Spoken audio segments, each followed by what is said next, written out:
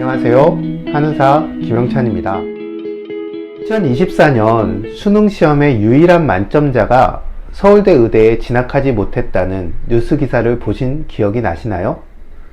그 이유는 과학탐구 영역에서 물리와 화학 그 중에 하나를 선택해야 하는데 지구과학과 생물을 선택했기 때문이라고 합니다. 그럼 서울대 의대는 학생들이 상대적으로 쉬운 과목을 선택하는 것을 막기 위해서 그런 원칙을 만들었을까요? 얼핏 생각하면 생명을 다루는 의대라면 생물 공부를 열심히 한 사람을 뽑아야 하는 것 아닌가? 그런 생각이 들기도 합니다. 대학 입시의 내막은 알지 못하지만 저는 이 기준에 의학의 본질이 담겨 있다고 생각합니다. 그것은 바로 생명은 물리와 화학이라는 것입니다. 우리가 병원에 갔을 때 받는 치료들을 한번 떠올려 보세요. 수술은 물리적으로 병이 있는 부분을 제거하거나 바로잡는 그런 행위입니다. 약은 진통제부터 항암제까지 모두 화학물질이죠. 몸속에 들어가면 화학 반응을 일으켜서 증상을 완화하고 병을 치료합니다. 이런 화학 반응은 우리가 흔히 영양제라고 부르는 건강기능식품도 우리가 평소에 먹고 마시는 음식을 통해서도 늘 일어납니다. 그런가 하면 물리치료는 아예 치료 앞에 물리라는 글자가 붙어 있습니다. 재활치료 또한 물리적 운동을 통해 몸을 치료합니다. 성형외과도 한번 살펴볼까요? 채우고, 잘라내고, 끌어올리고, 깎아내는 것, 이 모든 것이 물리적 행위입니다. 이런 점은 저는 한의학도 마찬가지라고 생각합니다.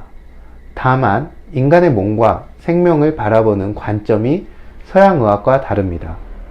그리고 그 치료의 도구가 다를 뿐입니다. 전통적으로 써온 침과 뜸, 부항, 그리고 한약 모두 우리 몸의 물리적 흐름과 화학적 환경을 바꾸는 방식으로 병을 치료합니다. 요즘 유행하는 추나요법은 직접적으로 물리적 구조에 관여하죠. 암과 치매 이야기를 하다가 왜 갑자기 물리와 화학 타령을 하지? 하고 이런 생각을 하시는 분들도 계실 거라고 생각합니다. 환자들을 도우면서 병이 중할수록 뭔가 놓치기 쉬운 것이 있기 때문에 이런 말씀을 드립니다. 암과 치매는 진단 순간부터 환자도 보호자도 그 병에서 헤어나기 쉽지 않습니다. 그래서 어떻게든 병을 없애는 것에 초점을 맞추게 됩니다. 이것은 당연한 것이고 매우 중요합니다. 하지만 그 과정에서 한 가지 중요한 것을 잊는 경우가 많습니다. 바로 병이 생기게 된 이유, 그리고 병을 둘러싼 화학적 환경과 물리적 흐름입니다. 병을 없애는 것이 썩은 열매를 따내는 것이라면 병을 예방하고 재발을 방지하는 것은 나무를 건강하게 만드는 것이라고 할 수 있습니다. 암의 치료에서는 완치라는 단어를 쓰지 않는다는 것을 다들 아실 겁니다. 암세포가 보이지 않는다는 의미에서 관해란 단어를 씁니다. 5년 생존율은 아직도 그 암의 치료에서 아주 중요한 개념입니다. 치매를 완치했다는 말도 저는 아직 듣지 못했습니다. 이처럼 암과 치매는 일단 발병을 하면 완치라는 개념이 없는 병이라고 할 수 있습니다. 병든 열매를 없애는 것이 우리가 표준치료의 어떤 목적이라면 우리가 할 수 있는 최선은 나무를 건강하게 만드는 것일 겁니다. 여기에서 중요한 것이 바로 우리 몸의 화학적 환경과 물리적 흐름입니다. 제가 우리 몸의 화학과 물리에서 관심을 기울이고 있는 분야는 바로 산소와 직립입니다.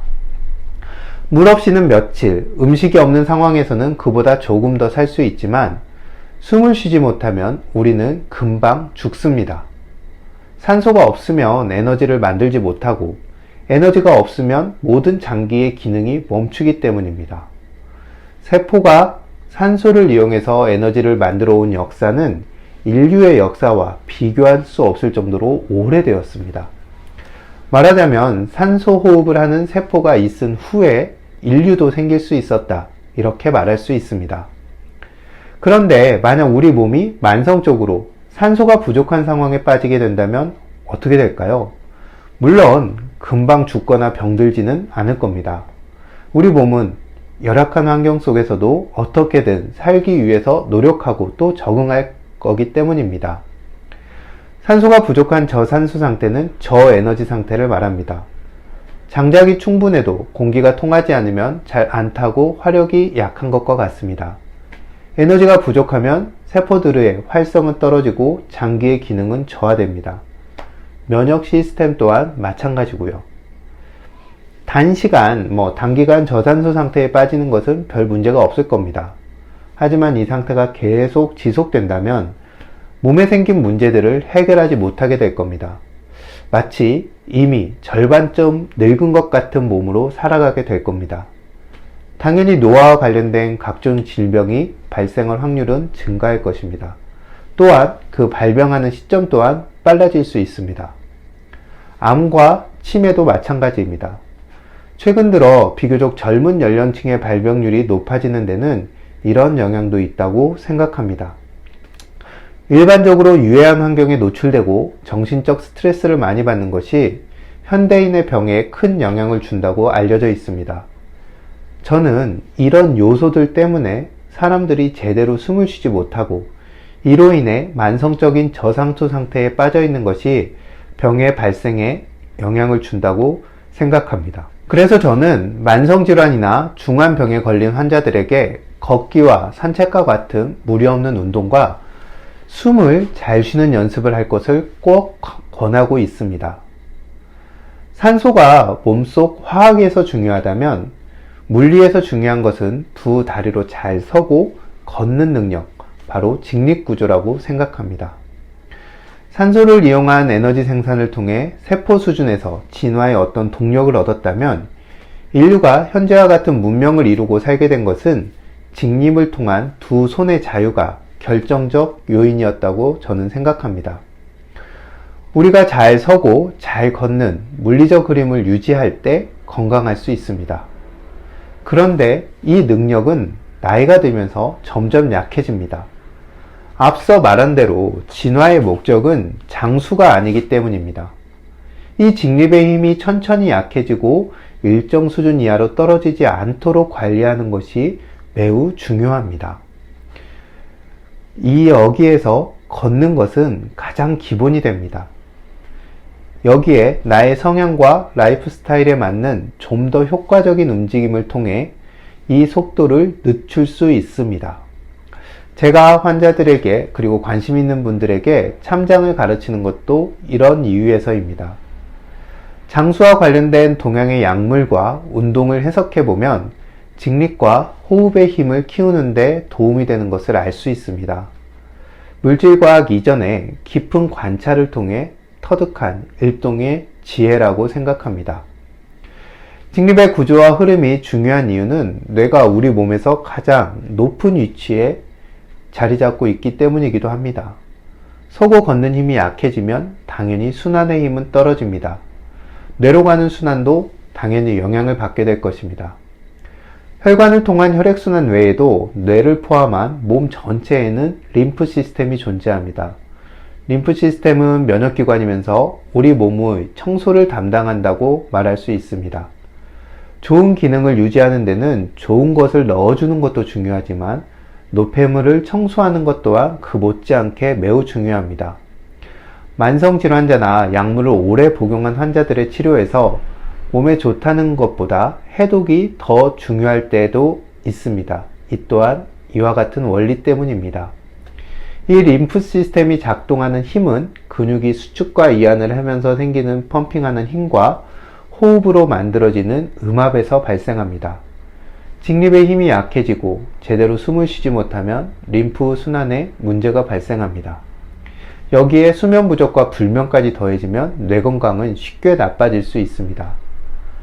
많은 치매 환자가 현실 여건상 활동 범위가 점점 축소되고 때론 요양병원의 침상을 떠나지 못하고 생활하다가 삶을 마감합니다. 이것은 인간의 존엄이라는 측면에서도 아주 우울한 현상이지만 병의 진행을 늦추거나 치료 효과를 높이는 데도 악영향을 미칩니다. 인간은 동물이기 때문에 움직일 때 모든 기능이 활성화됩니다. 제가 만약 요양병원에 가야 할 상황에 처한다면 적절한 신체 활동을 할 수 있도록 돕는가 하는 점을 선택의 최우선으로 삼을 것입니다. 암과 치매는 장수시대 그리고 고령화 사회에 드리워진 아주 어두운 그림자입니다. 생명은 물론 그동안 살아온 자신의 인생 자체를 망가뜨릴 수 있기 때문에 많은 사람들이 두려워합니다. 암과 치매를 예방하고 치료하기 위해 많은 자본이 투입되어 연구가 진행 중입니다. 하지만 언제까지 그 결과만을 기다리고 있을 수는 없습니다. 또한 뭔가 새로운 방법이 나온다 해도 그 치료법이나 약물의 안전성은 둘째치고 그 혜택을 받는데 오랜 시간과 아주 많은 비용을 지불해야 할지도 모릅니다. 그렇다면 우리가 당장 할 수 있는 것을 실천하는 것이 가장 합리적인 선택일 겁니다. 그리고 그것은 일상생활에서 쉽게 그리고 간단하게 실행할 수 있어야 할 것입니다. 직립의 힘을 키우는 운동을 하고 좋은 자세로 걷고 깊고 충만한 호흡을 하십시오. 이것만 잘해도 암과 치매에 관한 불안과 두려움의 상당 부분을 해소하실 수 있을 겁니다. 경청해 주셔서 감사합니다.